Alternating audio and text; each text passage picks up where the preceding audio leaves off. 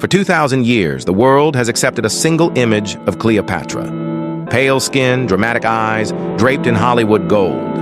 That image was not built from history. It was built from cinema, and it has almost nothing to do with the real woman. To find the real Cleopatra, you have to go back to Alexandria, the most extraordinary city the ancient world had ever produced.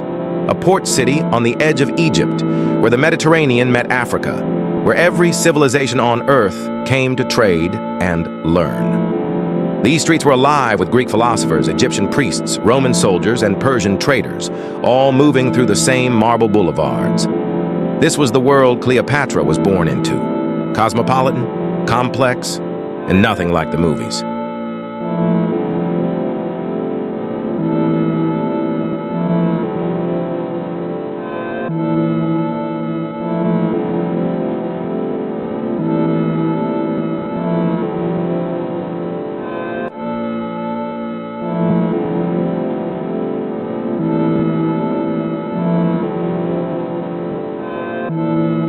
Hollywood's version of Cleopatra is unmistakable. A pale queen on an enormous golden throne surrounded by feathered fans and theatrical lighting. It is spectacular, it is cinematic, and it was designed entirely to sell tickets, not to reflect history. The costume designers spared nothing.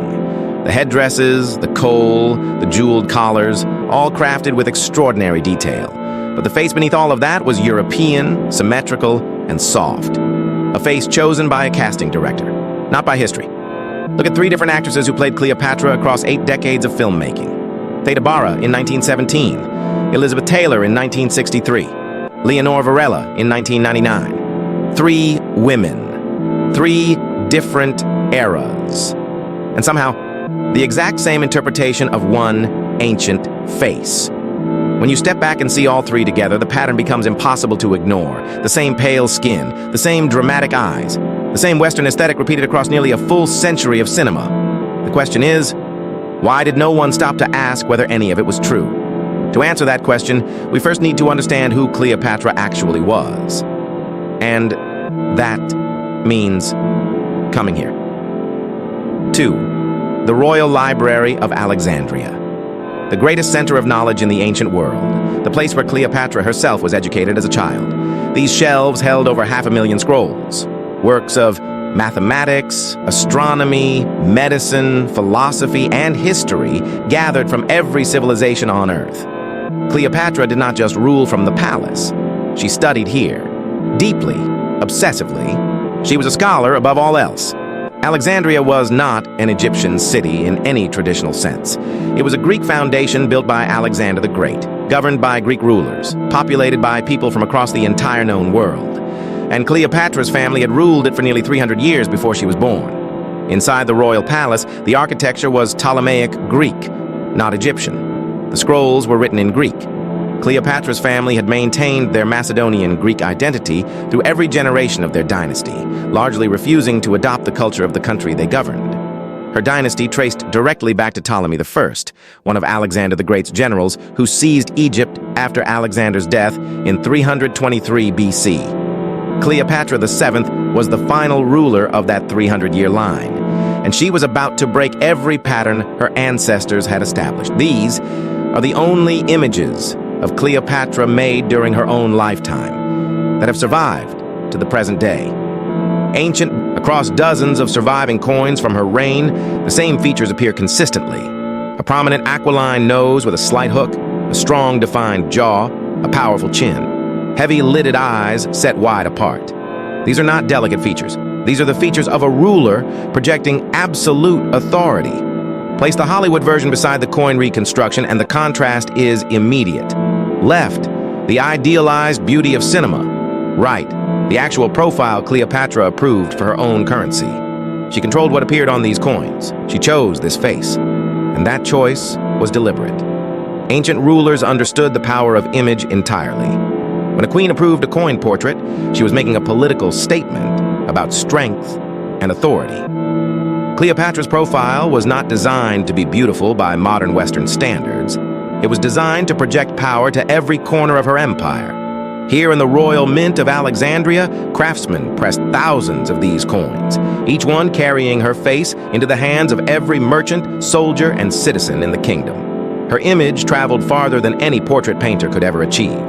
This was mass communication in 50 BC. But coins are not the only evidence. Ancient writers who lived close to her time, some who recorded accounts from people who actually met her in person, left behind their own descriptions. And what they wrote is remarkable specifically for what it does not say. Plutarch, writing around 75 AD, had access to sources and eyewitness accounts from people alive during Cleopatra's reign. He was a rigorous and serious historian, and when he sat down to describe her for posterity, he chose his words with extraordinary care. Plutarch wrote that her beauty, as we are told, was not altogether incomparable. Read those words slowly. Not altogether incomparable. From a man describing one of the most famous women in all of human history. He then added, it was her conversation that was most captivating. Power, intelligence, charisma, voice. These are the words ancient sources reach for again and again when describing Cleopatra. The two most powerful men in the ancient world were drawn to her not by appearance, but by a quality of mind that no costume department could ever replicate. Julius Caesar was one of the most strategically brilliant men who ever lived. Mark Antony commanded the most powerful military force on earth. Both of them chose Cleopatra as their partner and ally, not because she resembled Hollywood, but because she was the most formidable mind they had met. But there is another dimension to this story, one that has ignited fierce global debate in recent years. Beyond the question of her appearance lies a deeper question about her ancestry. Where exactly did Cleopatra come from? And what does the historical record actually tell us? Her paternal Macedonian Greek line is relatively well documented, but her maternal line is almost entirely unknown to history. We do not know who her mother was with certainty. We do not know who her maternal grandmother was.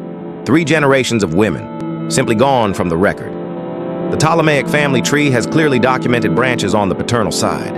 But on the maternal side, those branches end in question marks. And those question marks carry enormous significance because they leave open real possibilities that Western culture has long ignored. She could have carried Egyptian ancestry, African ancestry, Persian ancestry. The historical record simply does not tell us, and yet for 2,000 years, the default assumption has been that she was white and European. That assumption was never based on evidence.